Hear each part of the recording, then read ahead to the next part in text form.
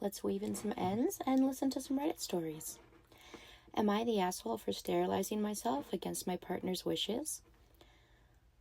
Okay, Reddit, I need some unbiased outside opinions because I truly feel like I'm going crazy dealing with this situation.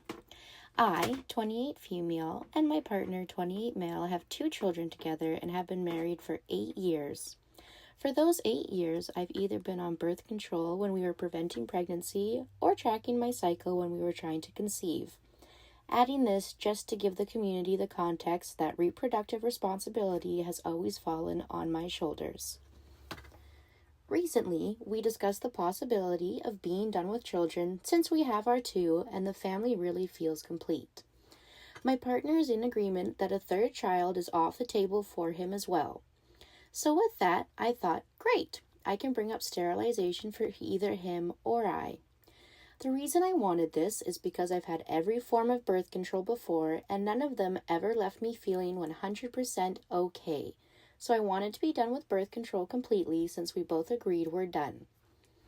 It's been about 3 months since our talk about more children, so I brought up either getting a vasectomy for him or me getting a salpinectomy, removing my fallopian tubes.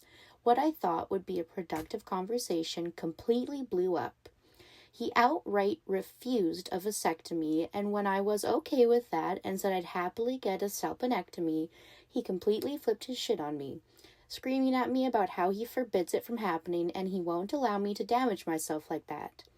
I ended up just leaving the conversation and headed to get our kids from school, but on the way I ended up calling my gynecologist to schedule a consultation for the salpinectomy after making sure I won't need my spouse's approval. So Reddit, am I the asshole if I go through with the sterilization against my partner's wishes? Jump to update number 1, March 7th of 2025, the next day. Due to the support and advice I found on here, I managed to get the confidence and level headspace needed to try to have another conversation with my partner. After getting our children to their school daycare for the day, I went to our local coffee shop to pick us up each a cup. I figured it can either be seen as a show of care or a peace offering.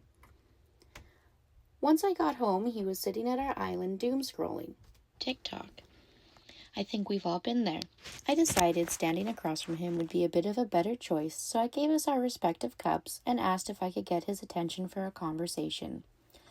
Well, what I hoped would be productive turned unproductive quickly as he sighed with an eye roll and turned off his phone.